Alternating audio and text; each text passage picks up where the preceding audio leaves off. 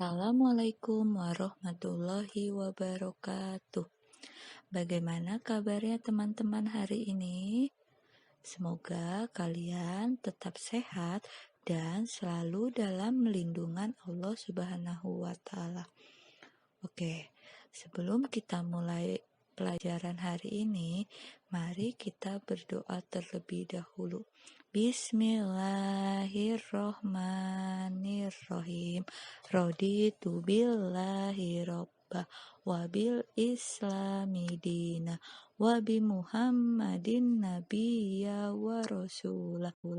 Rabbi zidni ilma warzuqni fahma. Amin ya robbal alamin. Oke, hari ini kita masih belajar tema 1, yaitu hidup rukun. Subtema 1, hidup rukun di rumah. Pembelajaran 2. Oke, bisa kita mulai? Oke, mari kita mulai ya. Oke, kita mulai ya. Siti membaca buku yang dibelikan ayahnya. Coba teman-teman perhatikan sampulnya. Sampul buku Siti yang dibelikan ayahnya bergambar apa ya? Ya, betul. Bergambar burung Garuda Pancasila. Nah, kita akan membahas Pancasila kembali ya. Waktu kelas 1 sudah kita pelajari kan?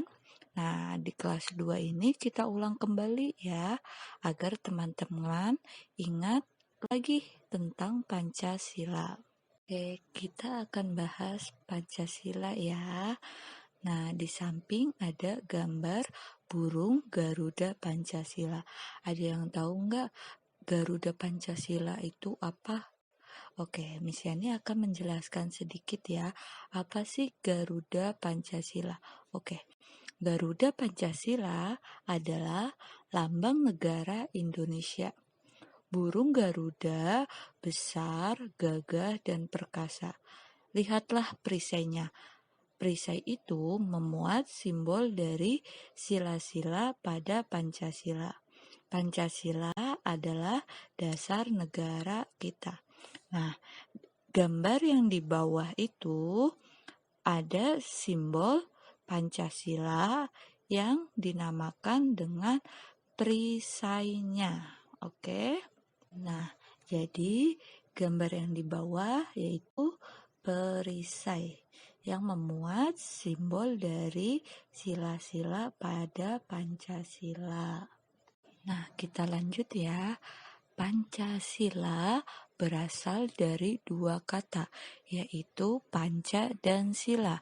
Panca artinya 5, dan sila artinya dasar atau aturan. Jadi, Pancasila artinya 5 dasar atau aturan. Di sini ada simbol dan bunyi Pancasila. Yang pertama, bintang. Bunyinya ketuhanan yang Maha Esa. Kedua, rantai. Bunyinya kemanusiaan yang adil dan beradab. Yang ketiga, pohon beringin. Bunyinya Persatuan Indonesia. Yang keempat, simbolnya kepala banteng. Bunyinya kerakyatan yang dipimpin oleh hikmat kebijaksanaan dalam permusyawaratan perwakilan.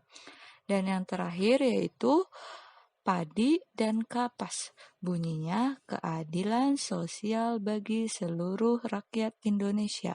Nah, teman-teman pasti sudah hafalkan ya Pancasila dan simbol Pancasila. Teman-teman pasti masih ingat kan? Karena di kelas 1 sudah kita pelajari.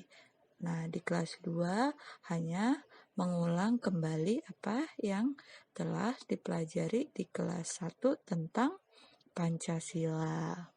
Contoh penerapan sila pertama Pancasila. Jadi, sila pertama Pancasila itu berhubungan dengan kegiatan keagamaan kita, yang berhubungan juga tentang kegiatan kita beribadah pada Tuhan. Jadi, sila pertama pastinya tentang beribadah. Nah, di dalam gambar ini kita tahu nih menerapkan sila pertama Pancasila. Contohnya, yang pertama gambar orang sedang melakukan sholat. Yang kedua, gambar keluarga yang sedang berdoa sebelum makan. Yang ketiga, gambar keluarga yang sedang pergi ke gereja. Nah, ada juga gambar keluarga yang sedang beribadah di pura. Nah, selanjutnya juga ada gambar orang sedang melakukan ibadah di wihara. Dan yang terakhir, gambar orang sedang beribadah di kelenteng. Nah, jadi dari gambar-gambar ini merupakan contoh dari penerapan sila pertama Pancasila. Contoh sila pertama yang kita lakukan di rumah. Yang pertama yaitu contohnya beribadah bersama keluarga, seperti sholat berjamaah bersama ayah, bunda, kakak, dan adik. Lalu berdoa bersama keluarga, berdoa sebelum makan, sebelum tidur, sebelum belajar, dan sebagainya. Saat berdoa dan beribadah, kita harus bersungguh-sungguh karena kita berdoa kepada Tuhan. Siapa Tuhan kita? Yaitu Allah. Untuk itu, kita jika berdoa harus bersungguh-sungguh, tidak boleh main-main, tidak boleh bercanda saat berdoa. Nanti Allah tidak mengabulkan apa yang kita inginkan dan apa yang kita cita-citakan tidak dikabulkan. Nah, makanya saat berdoa dan beribadah kita harus bersungguh-sungguh agar apa yang kita inginkan dan apa yang kita cita-citakan itu dikabulkan oleh Allah. Apakah teman-teman masih ingat dengan kata ungkapan? Iya, benar. Ungkapan adalah kata yang memiliki arti lainnya. Nah, teman-teman masih ingat nggak arti ungkapan buah tangan dan buah hati yang sebelumnya sudah kita pelajari? Oke, nanti Miss Yani akan memberitahu lagi ungkapan yang lainnya. Tidak hanya buah tangan dan buah hati saja ya. Tunjukkan mana yang termasuk ungkapan pada percakapan berikut. Buku kakak banyak sekali, kata Udin. Kakak memang senang membaca buku, jawab Mutiara. Wah, kakak memang pantas dijuluki kutu buku, kata Udin. Ayo, kamu juga harus rajin membaca. Ini ada buku cerita bagus, judulnya Bintang Lapangan, kata Mutiara. Udin bertanya, cerita tentang apa, Kak?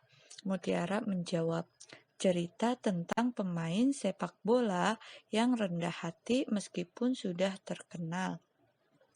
Berarti dia tidak besar kepala ya, Kak. Terima kasih ya, Kak. Saya boleh meminjam buku Kakak, kata Udin. Sama-sama, Dik, Mutiara menjawab. Nah, di sini ada beberapa yang Miss Yani garis bawahi merah. Kenapa ya Miss Yani garis bawahi merah? Ya, itu karena yang Miss Yani garis bawahi merah itu ungkapan. Teman-teman ada yang tahu nggak apa arti dari kutu buku, bintang lapangan, rendah hati, besar kepala? Nah, teman-teman pasti belum tahu ya. Oke, Miss Yani akan memberitahunya selanjutnya, oke? Nah, di sini ada beberapa ungkapan yang tadi terdapat dalam percakapan. Nah, di sini Miss Yani akan memberitahu apa artinya dari kutu buku, bintang lapangan, rendah hati, dan besar kepala. Oke, yang pertama yaitu kutu buku. Kutu buku artinya orang yang suka membaca buku, bukan buku ada kutunya ya, tetapi kutu buku itu artinya orang yang suka membaca buku. Selanjutnya, bintang lapangan. Nah, pasti teman-teman bingung kan, bintang lapangan apa? Masa di lapangan ada bintang? Kan tidak mungkin kan ya. Nah, bintang lapangan itu artinya orang yang ahli dalam olahraga. Nah, selanjutnya yaitu rendah hati. Rendah hati artinya tidak sombong. Nah, selanjutnya yang terakhir yaitu besar kepala. Nah, besar kepala artinya itu kebalikan dari tidak sombong. Berarti besar kepala itu artinya sombong. Kalau rendah hati tidak sombong, sedangkan besar kepala artinya sombong. Selanjutnya yaitu kegiatan berjalan. Yang pertama, sikap berjalan yang benar yaitu badan harus tegak, tidak boleh bongkok atau menunduk ya teman-teman. Jadi kalau berjalan itu harus tegak, tidak boleh nunduk. Kalau nunduk nanti ada batu, teman-teman kesandung deh. Nah, jadi teman-teman berjalan harus tegak dan pandangannya harus ke depan. Nah, selanjutnya yaitu berjalan ke depan, berjalan ke samping, berjalan ke belakang, dan yang terakhir yaitu berjalan berkelompok dengan rapi. Teknik berjalan yang baik. Yang pertama, sikap badan kita saat berjalan harus tegak. Yang kedua, saat berjalan harus dimulai dari kaki sebelah kiri. Yang ketiga, saat kita berjalan, maka kaki kita melangkah dan tangan kita mengayun. Yang keempat, langkah kaki dan ayunan tangan kita harus berlawan. Yang kelima, jika kaki sebelah kiri melangkah, maka tangan yang mengayun adalah sebelah kanan. Yang keenam, jika kaki sebelah kanan melangkah, maka tangan yang mengayun adalah sebelah kiri. Nah, yang terakhir, berjalan yang baik adalah berjalan ke arah depan, tidak ke arah belakang. Oke. Nah, teman-teman, karena tadi sudah Miss Yani berikan penjelasan, nah teman-teman sekarang kita akan berlatih, yaitu mengerjakan halaman 13, kemudian dilanjutkan sampai dengan halaman 16 dan 17.